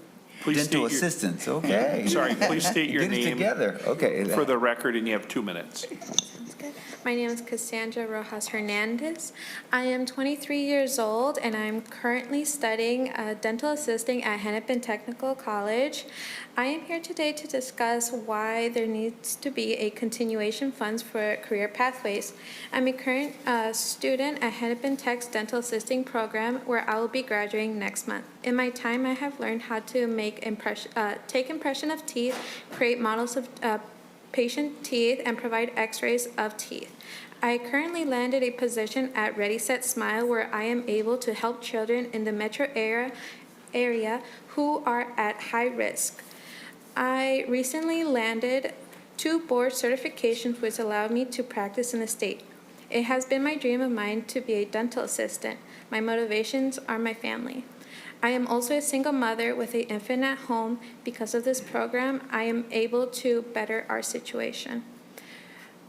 Without this program, I will not be able to attend school and fulfill my dreams. So many of the people I grew up with are in similar situations where we had to choose to go for higher education, which required paying on our own and not being able to find work in the field that we've studied, or get a job just to pay the bills, even if the jobs we are working at is not what we wanted. This program not only provided me tuition, but it's also provided me with professional development opportunities to improve my resume and work skills. They have provided me with gas and grocery cards while I did not have a job while attending school. They have also paid for my board certifications and all the tools I've needed. Without their guidance and support, I will not be where I am, and I will not be able to provide the way I can now to my family, my mother, my son, and build a better life for us. Defunding this program will be a big mistake and a huge loss for our community. I know many others who are deserving of the same opportunity as I was. Please support funding Career Pathways program. Thank you. Very good on the time, too. So thank you very much. Senator Champion. Any questions? Yeah, Senator Nelson. Thank you, Mr. Chair. I'll just be very brief, but I would be remiss if I didn't say how fantastic this is. Pathways are the way to get people into jobs in the most efficient way. And so I see 35 career pathways here and 8 training partners. I think that's a huge thing. So well done. Thank you. Thank you, Senator Nelson. Any other comments or questions, members? Senator Champion. Closing comments. The work speaks for itself. The testimony speaks for itself. We look forward to getting support for this great work at Pillsbury United that is represented in Senate File 3088. Thank you so very much, Mr. Chair. Thank you, Senator Champion. Senate File 3088 will be laid over for possible inclusion. Thank you, testifiers. Next up, I think we have Senate File 3111. Senator Champion. Thank you so very much. Yes, we have Senate File 3111, and if Ms. Nomner can give us the financial picture while my 2 testifiers come forward. Thank you. Mr. Chair and committee members, Senate File 3111 is proposing $350,000 in fiscal year 2026 and $350,000 in 2027 from the Workforce Development Fund to the Minnesota Association of Black Lawyers. And in the past, the association has received $700,000 in fiscal year 24-25 from the general fund. Thank you. Senator Champion. Thank you, Mr. Chair. Let me tell you about this wonderful program. MABLE is the Minnesota Association of Black Lawyers program. In its first year has demonstrated success with favorable reviews from its students and several students securing law school scholarships, because what we're trying to do is make sure that that we have those who are going to go to law school, and maybe some will be in the public sector and private sector, but we want to make sure that they have every opportunity. MABLE's program is based upon the successful Fannie Angelos program for academic excellence at the University of Baltimore. And this program has successfully demonstrated long-term success in improving LSAT scores, increasing law school admissions, securing scholarships for its participants, and creating opportunities for students to succeed. The funds that we provided to MABLE last year to support the Pathways program for college undergraduate students created a unique partnership between MABLE as well as of them providing history of providing law school students with scholarships to obtain legal degrees. As MABLE's program has been successful in addressing a need within the legal community, and MABLE is committed to providing scholarships to legal students, I hope that this committee will support Senate File 3111. And before you get started, I'd like for you to look behind me. And if you would look behind me, you will see the successful and young people who are going through the cohort and those who are interested in a legal career. So if you guys can just wave a little bit so they can't miss you. And we are excited about them and this program. So with that being stated, my testifiers will be two of them and two people, and they're going to use their 2 minutes wisely. Rick Petrie is the program director, followed by Arthur Graham, who is a Maple Pathway Scholar from the University of Minnesota. Thank you. Please state your name for the record and begin your 2 minutes of testimony. Thank you, Mr. Chair. Senators, my name is Rick Petrie. I'm the program director for the Maple Law School Pathways program. This is a pathway about creating lawyers. The journey to launch a career in the legal profession, as you might imagine, is long. For a lot of these students, it begins in college. And some might say, well, all you got to do is go to school. Well, if it was that simple, everybody would be able to do it. That's really not the reality. To launch a career in the legal profession requires, yes, academics as a foundational matter, but it also requires skills, legal skills that must be developed, and perhaps most importantly, relationships. One of the things that I'm really proud of that we've been able to do with this program is recruit 25+ legal professionals, either law professors or practitioners, to come in and support these students. On top of that, we enlisted a U.S. Senator, a U.S. Federal Court judge, and district court judges to help. The reason why is because, again, the skills piece. To go on this journey from college all the way to launching a career as a lawyer requires all of that and more. I believe that this is a great investment of public funds combined with private funds. Those private funds, of course, come from Maple. And we've already demonstrated that this program works. It produces results. You see some of those results in these students that are here behind me. And if I may, I'd like to share one more story with you to prove this point. There's a young man, his name is Jeremiah Allison. He was born in Minnesota, and at the age of 5, his mother moved him to Los Angeles. He came through a program like this. I had an opportunity to meet him. We brought him back to Minnesota to attend law school. He finished law school, and this doesn't happen all the time. In fact, it's extremely rare. Out of law school, he went on to become in-house counsel for Medtronic, and he's having a wonderful career now. These are the types of things that are possible with support from programs like this. The academic piece, which that's sort of taken care of in school, but the skills piece and the relationships piece, which are absolutely critical to launching a career in law, is what these types of programs will do. We're in our 3rd session now. We had 23 in our first. We have already 11 now, and I would ask for your continued support. Thank you very much. And Mr. Chair, before I go to my second testifier, one of the reasons why I believe this is important is because I, too, was a person who wanted to go to law school, but yet I was the first person in my entire family to even go to college. And having the support of not just looking at Perry Mason, which is what I looked at, but also have someone who's there who could support me every step of the way. And knowing that I can connect and understand the importance of this career pathway, we have Arthur Graham, who is a pathway scholar from the University of Minnesota, who's prepared to provide his 2 minutes of testimony. Thank you, Mr. Chair, Senators. My name is Arthur Graham, and I really just wanted to thank you for your time this evening. I'm a recent graduate of the University of Minnesota from the Twin Cities campus. I also had the pleasure of being a participant in the inaugural Pathways program as facilitated by the Minnesota Association of Black Lawyers. First and foremost, thank you. Thank you for believing in a vision. Thank you for supporting a good cause. And thank you for believing in us. The Pathways program is a program that has moved mountains in immeasurable ways, from tangible benefits like clothing, technology, and housing support, but in valuable intangible ways as well. It's a program that encourages young scholars to take a space, to dream big, to work hard, and that we also deserve a chance. This program was critical in demystifying the law school application process, preparing us to take the LSAT, providing us exposure with 1L classes, and numerous other resources that level the playing field. And if it produces young, motivated professionals, I think you should continue to support it. and we're looking forward to making the world a better place. Thank you. Thank you very much. Well done. Members, questions? Senator Champion. Closing comments. As you can see, they often say the proof is in the pudding, and the pudding is sitting behind me. These are great young people, and they are surrounded by wonderful professionals, and this is a career pathway in a real way. And so we want to thank the committee for the past support and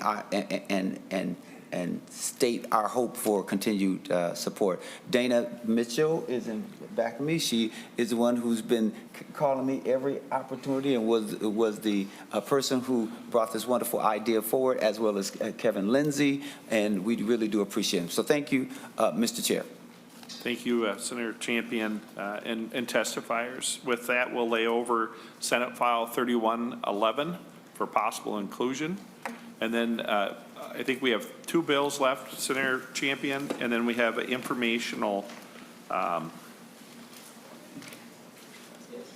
So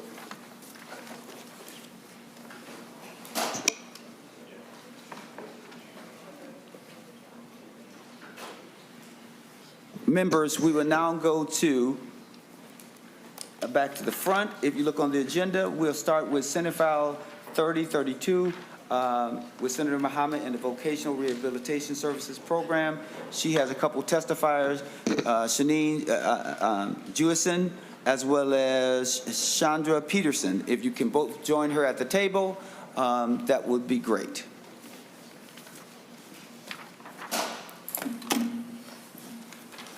Are your testifiers still here? Oh, they're both virtual. I'm sorry. They're virtual. Thank you so very much. Now that we're settled, I'm going to turn to Ms. Noner so that she can give us a financial picture, and then we'll go from there. Thank you so much.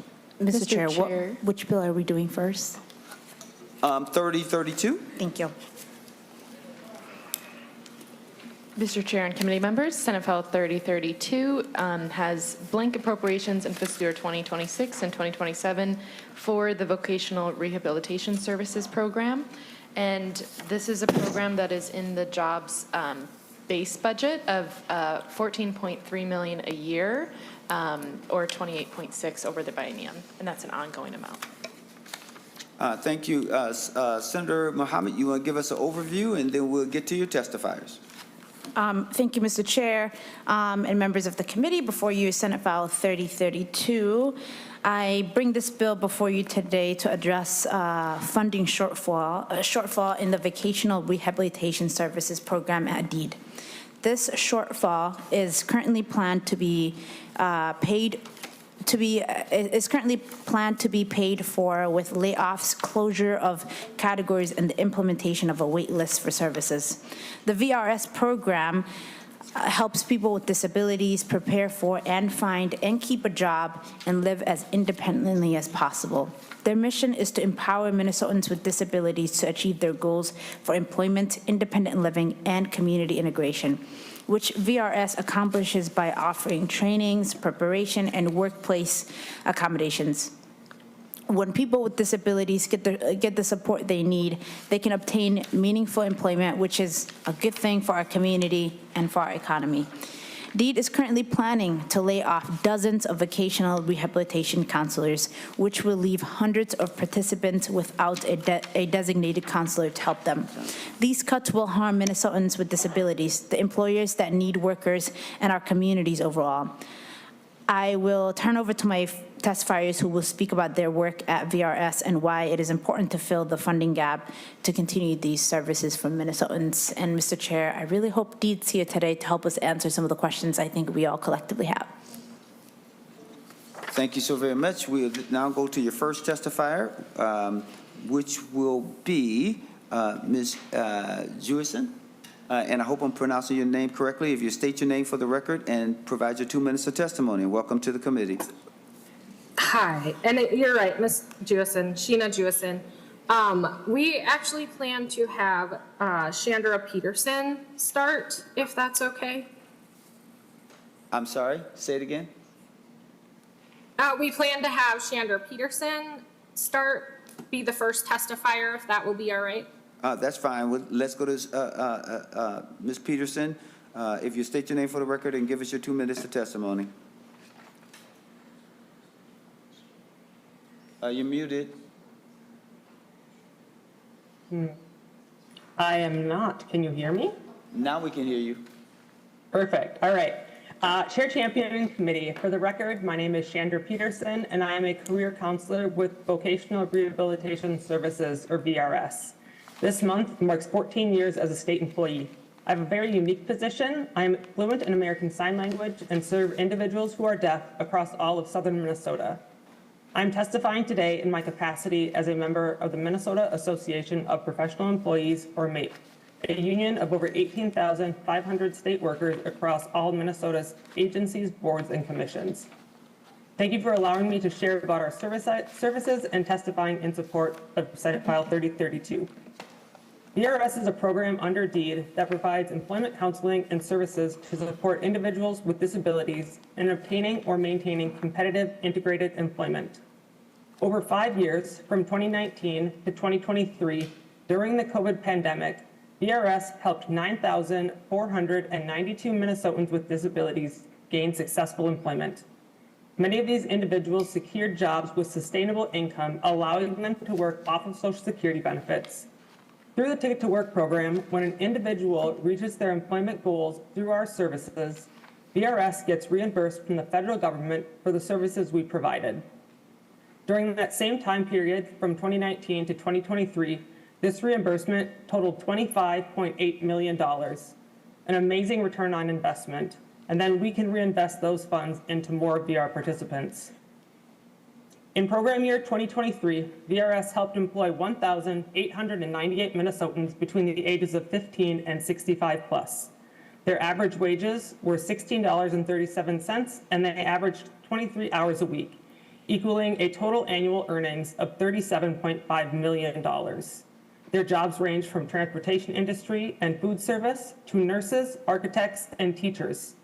And 67 of those employed had a primary disability of serious mental illness, autism, or intellectual disability.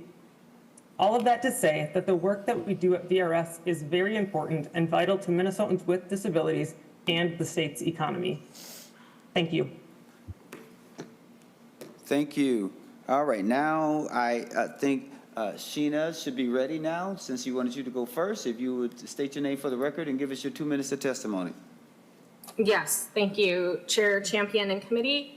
For the record, my name is Sheena Jewison, she, her pronouns, and I am also a rehabilitation counselor for VRS. Today, I am testifying in my capacity as a MAPE member.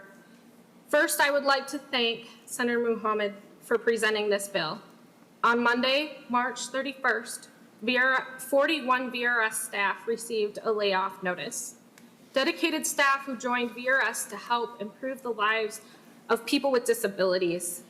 They joined the other 37 other staff who took early retirement, voluntary layoff, or have resigned from their positions, including myself. I have dedicated the last 10 years of my career to supporting Minnesotans with disabilities in achieving their full potential, a mission that is both rewarding and meaningful. However, due to the uncertainty surrounding the state budget for VRS, I had to make the difficult decision to leave my position. Next week, I will start a new position with the Minnesota Sex Offender Program. The drastic workforce reductions are a result of a catastrophic budget shortfall in VRS.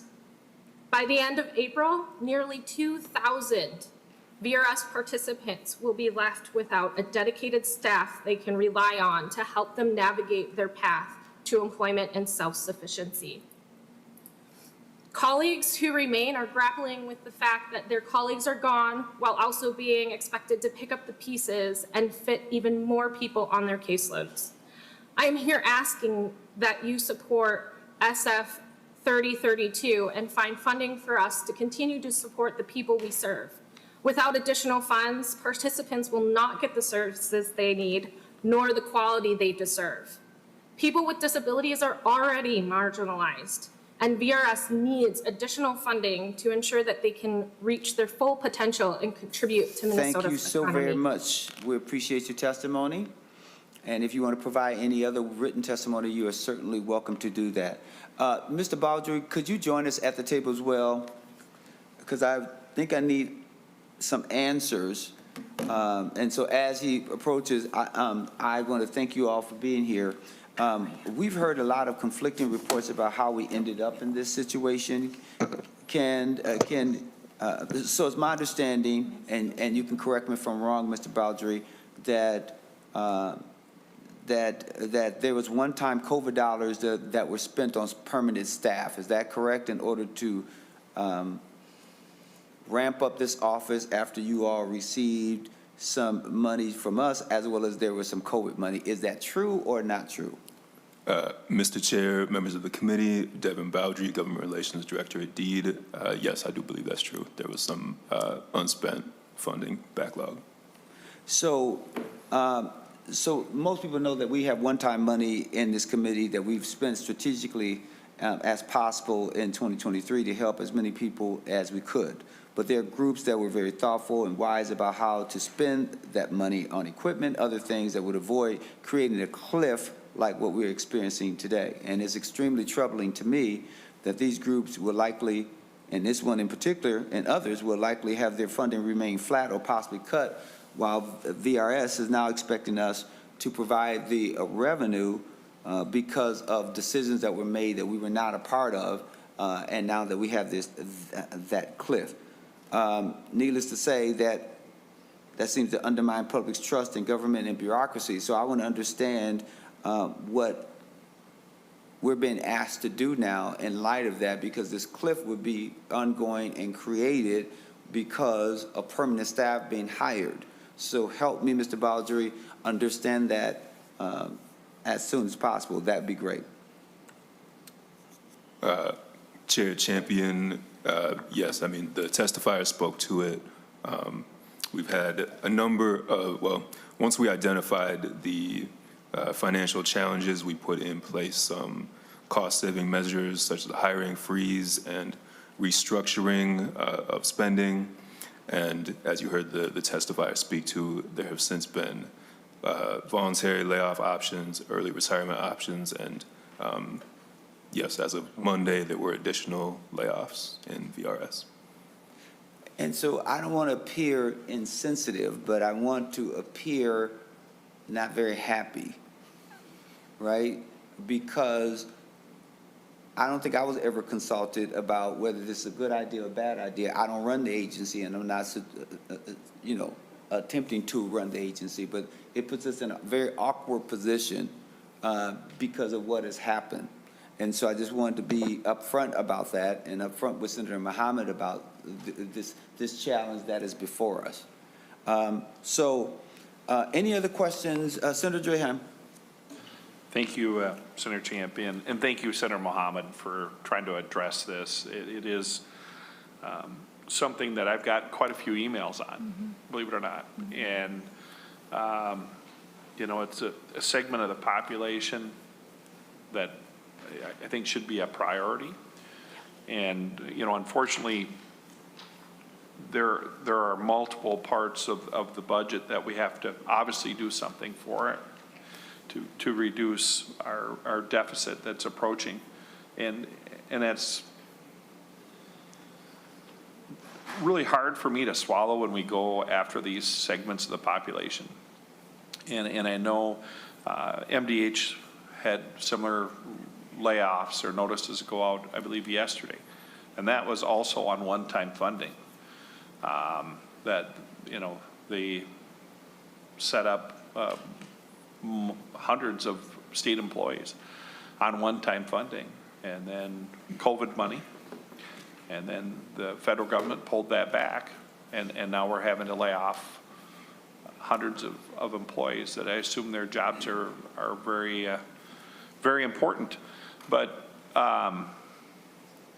what is the plan from the agency? I guess, Senator Champion, are we just going to cut and run? Is there a plan to pick up the slack? Are we hiring out? What are we doing?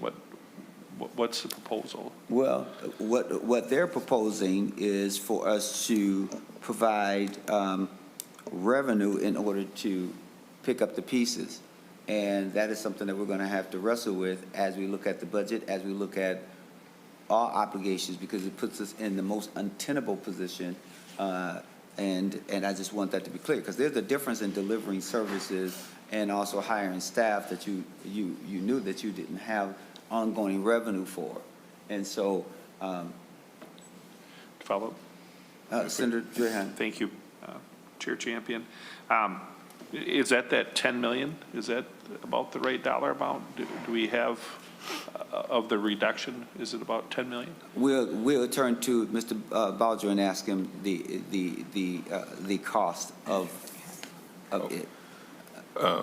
Chair Champion Senator Draheim, in the governor's revised recommendation, it's a $5 million each year from the Workforce Development Fund request. And I think to maybe make it whole, it's a bit of a moving target that we're trying to pin down after some of these cost-saving measures we're taking, but somewhere close to like 10 million a year. Senator Draheim, I do think it's between 10 and 12, if not 13 million. Thank you. Any other questions before we lay this bill over for possible inclusions? Senator Pratt. Thank you, Mr. Chair, and I share your concern that, you know, federal one-time COVID money was used for ongoing expenses. I can't, you and I, along with the rest of the finance team, constantly talked about the fact that we should be recognizing those as one-time revenue streams and to be very cautious about not doing exactly what you've done. I also looked at some of your past numbers.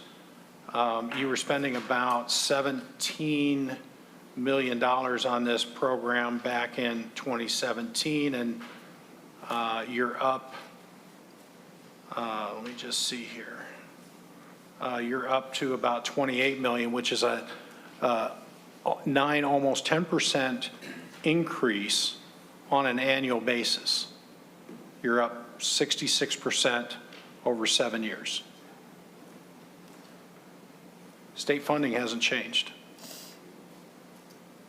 What it appears has changed is unconstrained spending and where you got the authorization to make those expenditures. Mr. Bowdger, what I want to know is if I recall, and I'm asking you to either confirm my recollection or tell me I'm wrong.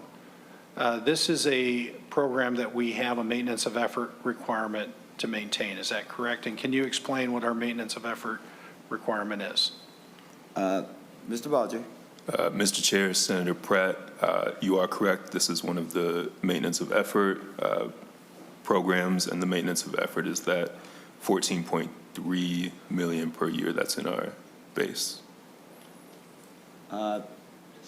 Senator Pratt. Thank you, Mr. Chair. So if I understand that correctly, it's the maintenance of effort is based on the state contribution, not based on your expenditures. Is that correct? Mr. Bowdger. Mr. Chair, Senator Pratt, that's correct. Thank you.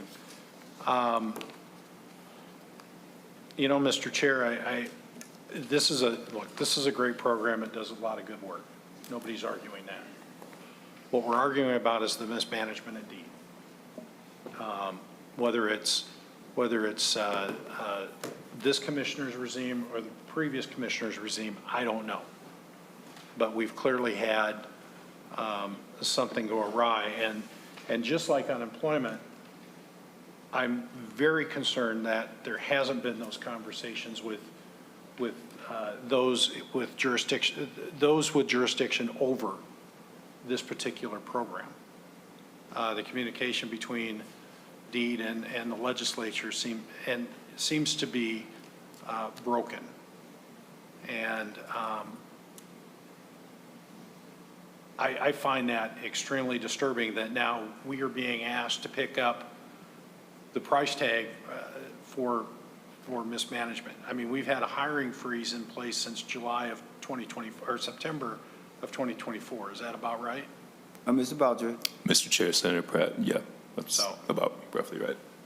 And even with 23 million, I'm sorry, Mr. Chair. And Senator even with Pratt. 23 million in projected savings, that's still not enough to cover the shortfall that DEED has decided to spend above and beyond the revenue that they're receiving for this program. Is that correct? Mr. Baldry? Mr. Chair, Senator Pratt, I would have to take a look at the numbers a little closer. Okay. Senator Pratt? Nope, that's it, Mr. Chair. Oh, I thought you touched me. All right, thank you. Any other questions before we lay this bill over for possible inclusion? Seeing none, any final comments, Senator Mohamed? Thank you, Mr. Chair. I think Senator Draham does and has done incredible work when it comes to this particular community and population over the years. I know he's deeply passionate about it. And I would say I think this is a huge need for Minnesotans. And I think we ought to do everything we can to fill the gap. I can't believe I'm saying this, but I kind of agree with Senator Pratt that there clearly has been some mismanagement. And so I think the agency still has a lot of questions to answer, but thank you for bringing that forward. I agree with you, but I think we should do everything we can to make sure that this population is not left behind. With that being said, Senate File number 3032 is laid on the table for possible inclusion. We'll now go to Senate File number 2718, voter options. There are two testifiers, Darrell Thompson, Azor McLaurin. If you can come join Senator Mohamed at the table. While you're coming to the table, we'll turn to Ms. Noner in order to give us a financial picture. Mr. Chair and committee members, Senate File 2718 is proposing $500,000 in fiscal year 2026 and $500,000 in fiscal year 2027 from the Workforce Development Fund for Boulder Options Youth Mentoring Program, both one-time appropriations. And in the past, in last year's jobs bill for fiscal year 2025, Boulder Options received $250,000 one time from the Workforce Development Fund. Thank you so very much. And members, I'll call to your attention a one-sheeter on voter options as well as their 990s. So you can take a look at those things for your review. Senator Mohamed, you are the last bill. And if you can give us an overview, a brief overview, and then we'll go to your testifiers. Thank you, Mr. Chair. I almost said thank you, Mr. Bill. Thank you, Mr. Chair. Before us is Senate File 2718, Boulder Options Youth Mentoring Program. They are seeking $500,000 in both fiscal year 26 and 27 from the Workforce Development Fund to support youth ages 12 to 22 in the Twin Cities and Rochester. The program provides one-to-one mentorship, life and job-seeking skills trainings, career and college coaching, and connections to employment, job training, and education opportunities. For 32 years, Boulder Options has empowered youth through mentoring, pairing middle schoolers with volunteer mentors for a year of weekly meetings focused on physical activity and goal settings. Nearly 90% complete the first year, becoming eligible for alumni programming that includes leadership development, career and college exploration. Mentors serve as accountability partners, career coaches, and cheerleaders. Boulder formally serves about 240 youth annually and over 1,000 informally. Mentoring effectively addresses the skills gaps, fostering persistence and resilience and personal growth. The I Believe, I Achieve program supports values-centered planning. 100% of youth identified a career interest and connected with a career coach, while significant improvements were reported in computer skills, resume building, interview confidence, and college aspiration. Thank you, Mr. Chair. Thank you. With that being said, we're now going to go to Darrell Thompson, who is the president and CEO of Boulder Options. Welcome to the committee and provide your 2 minutes of testimony.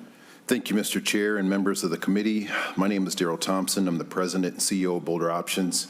We're in our 32nd years in organization. I'm in my 30th year in leadership position. Boulder Options is a mentoring program for youth in the middle school. Young people are referred by social workers, therapists, teachers, and other professionals.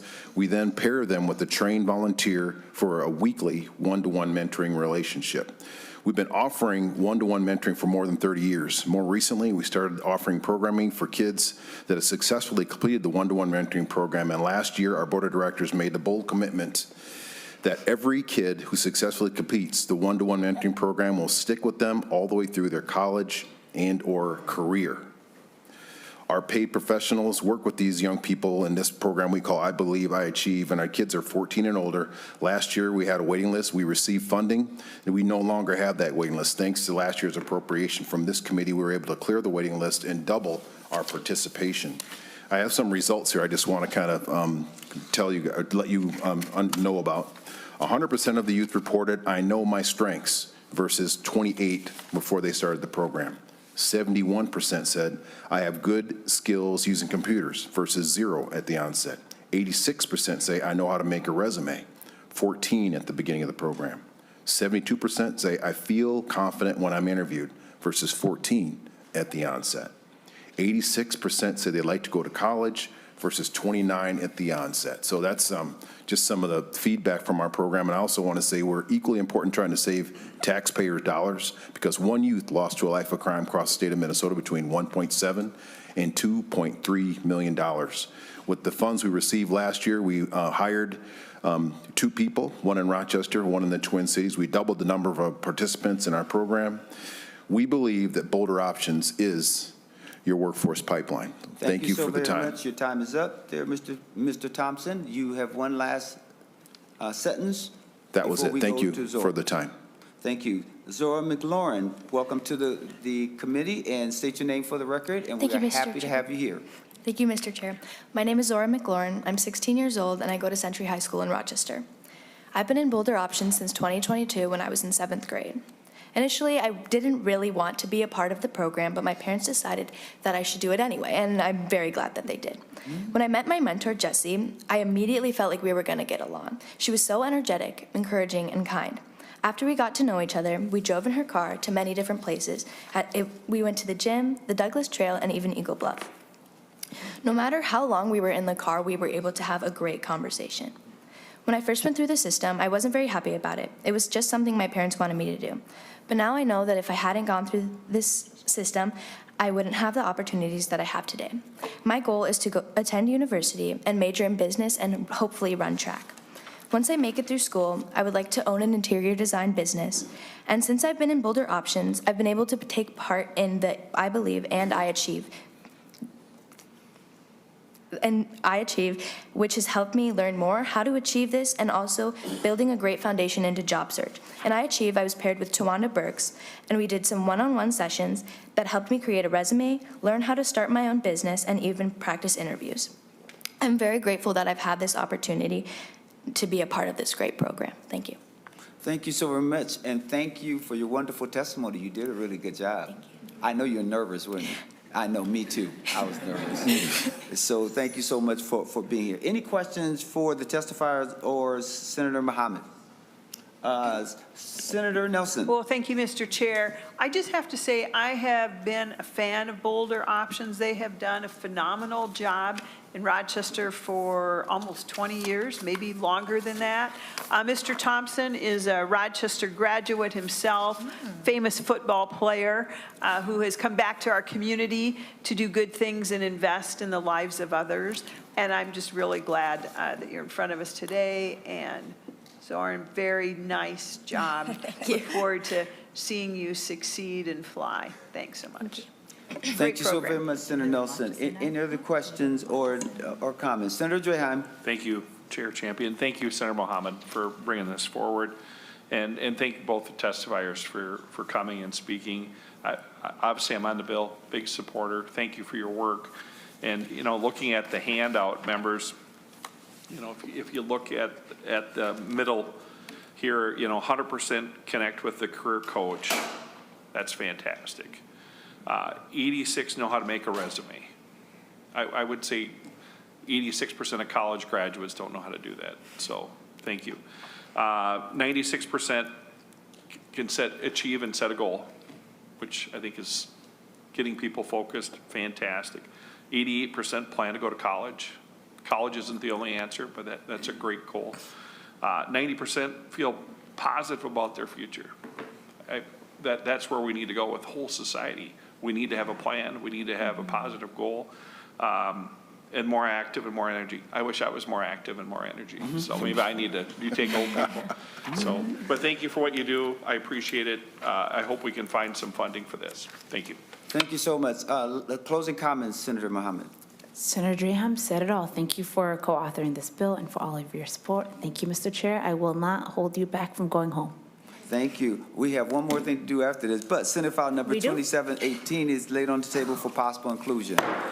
Members, that's all the bills we have, but we do have one brief presentation that is with the Disinvested Youth Gaming Initiative and how Reynolds is going to come forward. He's the president and CEO. To talk about this initiative. He has this idea that he wanted to at least hear about and sort of allow it to marinate. So, Mr. Reynolds, if you could move expeditiously, because you are between us and the door going home, and we've been here for 4 hours. Oh, man. It's a tough okay? spot to be in. All right. State your name for the record and tell us about your initiative. Thank you. My name is Hal Reynolds, and I'm the founder and CEO of Disinvested Youth Gaming Initiative. This is my co-founder, Dan White. And so Disinvested Youth Gaming Initiative uses esports and gaming to meet kids where they are, to certify them in tech skills, and get them vocation trained while they're in high school so they could go right into the job field right out of high school. My background supports the ability to do this. I was the director for the Teen Tech Centers for Best Buy, oversaw building them out, as well as the entire programming. I also worked for Wisdom Gaming, which was out of Mall of America, so I got extensive understanding of what gaming can do for our kids, but I also understand that gaming opens up the pathways for our young people. I think the biggest thing that gets missed about gamers is they're very, very good at problem solving and being resilient because they don't get a trophy when they lose the game. Unlike soccer and basketball and our other sports, this particular system forces them to be resilient, go learn more, and actually go get better. What esports does is gives them the skill sets to understand how to work with others and their colleagues, to be coached by esports coach and take feedback so they're good employees. And so we do the two of them together. The way the program works is we go into 501c3 organizations, we partner with them, kind of like a teen tech center, but much cheaper. This way we're making sure that disinvested spaces, rural communities, indigenous spaces are not being left out in this new digital movement that's happening. We're able to do the first thing is build the PC. They do that with us, so they learn and get certified in building a PC. Then they put it on a server and understand networking and servers. Then they do a hackathon, and by the end of the program, they design a video game as a group. Why this is important is kids need to have a project that they look forward to. We are right now ranked 48th in the nation in computer science. We were 50th, so we've gotten better. We passed legislation in 2023. The problem is, in my esteemed opinion, is we're putting all this on just our schools. The reality is our kids love gaming, and we need to use gamified learning in order to engage them and keep them in these spaces and then connect them to careers that are there. The last part I'll share is when I was with the Teen Tech Centers, what we saw was when kids would age out of the Teen Tech Centers at 18, they couldn't even get a job with Best Buy. And they would tell me this when I would do visits. What we want to do is make sure they could do apprenticeships, internships with companies while they're still in school. Though why this is really important is if no one advocates for me, no matter what I've been certified in, I can't get a job. What employers are saying is they can't get people to stick around past 3 years or past a year because they come from college and they have a tuition over their head. So they have to go and take the job to get something on their resume and then jump to the next job. High school kids that are coming right out, making $65,000, which is about the average of what you would enter into that space at, are in a pretty good place to figure out what they want to do for their futures while they continue to grow. The last part I'll share is with tech.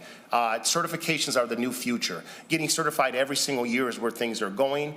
Anything you learned over 2 years is irrelevant 2 years later. So this reduces the cost of education, gets them in the job field, and solves these problems that we're having here in Minnesota. I think it was in the next 4 years, we're going to have 13,000 jobs just for software engineers that we don't have a pipeline for. And DYGI does that, which is the short version of Disinvested Youth Gaming Initiative, by the way. And we do this with 501c3s, which are capturing our kids that don't have community, don't have families, and are looking for a place of homage. What we find is like with Boys and Girls Club and YMCAs, after they get to a certain age, if they're not doing sports, they leave, they don't come anymore. When we would bring in a teen tech center, that traffic would go up. DYGI will have that same effect because if I'm smart and I'm intelligent, now I have a spot to actually use that as a vehicle versus stealing Kia cars like we saw 2 years ago where I was smart enough to figure it out from TikTok, but I didn't have an outlet, so I did something that was not productive. This gives them something productive to do, and the last part is, believe it or not, esports is an actual thing. meaning you can actually go to college through this and get a full scholarship. And when I was with Wisdom Gaming, they had the Minnesota Varsity League, which is an after-school program, and I would watch colleges come recruit and have programs for these kids to get into college by doing this. And so we do esports as well. It gives them something to look forward to, and again, they could get into college by doing this. And your partner's here. He can introduce himself for the record and take a couple minutes, only a couple minutes. I'll be very short, sir. And we can go from there. What's your name? My name is Dan White, and I am the owner of Nexus Cloud LLC and co-founder of Divested Youth Gaming Initiative. I won't keep you guys. I know you're all pretty hungry. I just wanted to let you know I'm one of those kids that got in trouble from 17 to 22. I am asked legal problems, like they were points in a game, and I had an opiate addiction that I had to kick. I always enjoyed gaming. I'm 45 now, so I've started with the internet back in the day, and through my passion of gaming and needing to figure things out because there was nobody around to teach me how to do it, I found a career in technology. Since then, I've been the one rolling out the cloud services for a lot of the counties here in Minnesota. I headed the electronic medical records initiative across the United States, do cloud data security, co-location services, and data security for anything that's government regulation. I've mentored 43 kids now in the last 12 years that have no education in technology, and they all got careers, most of them making over $80,000 a year. All right, thank you. And needless to say, before I ask the committee if they have any questions, if there's any other written documentation that you want us to have or anything else that you think would be important to supplement for us, that would be great. Now I'll go to Senator Pyle. Thank you, Chair Champion. So I don't often speak too much. I do when I feel really passionate about something. And I just want to say that I do support what you're trying to do. I think that there is a pathway for children to really build skills, and skills that can lead to really great careers and to innovation. One thing that I have a concern about is that, as a mom of, I would say, 4 kids, because my 5th is too little to play games just yet. Actually, I take that back. She's not. She is playing games right now. But I've seen my kids go through a process of where they're so addicted to certain games and to games. What in your program can you do to teach youth, kids and young adults to balance that and say, it's great that you can become obsessive about a game because you want to conquer it. You want to overcome the obstacles and the challenges. And it takes a lot of, I would say, innovation and critical thinking to think, how am I going to get past this stage to the next stage, which is great. But the thing is, how do we balance so that kids know, okay, X amount of time, and then X amount of time, you got to do your homework, you got to do everything else that regular life demands of, so that they're not just obsessed and on their games constantly. And some games, I have to say, some games, just like anything else, gets people addicted to it. And that's not a healthy thing too. I wish we would regulate games more, but anyhow. So I guess my thing is, I love it. Yes. But how do we teach young people through programs like this or others that there has to be a balance? I think we want that, our kids to be healthy. All right, Mr. Reynolds, to the question, briefly. Yes, I think that understanding what's behind the game is the next step for kids that want to be great gamers. All games are coded, and there's errors in those codes which makes you better. And so taking that curiosity and that love for the game and getting them to understand what's behind the game is the next step for somebody who's very engaged. Because the reality is stopping kids with screen time is very difficult, but getting them to move that screen time to something that benefits them later on and gives them an advantage in the game is the next step for them. And that's what we do by teaching them Python and coding and those different skill sets. And so now that same energy is moved to something that actually leads to a career and gets them certified. Senator Park, can I go to Senator Dreheim, or do you have a follow-up? Thank you for that answer. Thank you. Senator Dreheim. Thank you. I just want to kind of comment the same as Senator Pyle. I didn't know she was a gamer. But I appreciate you bringing the concept forward. I do think we need to be more creative on how to reach kids and find something to keep them out of trouble. And, you know, I know my son, my daughter was not a gamer, could care less. My son was a little different. And it is very addictive.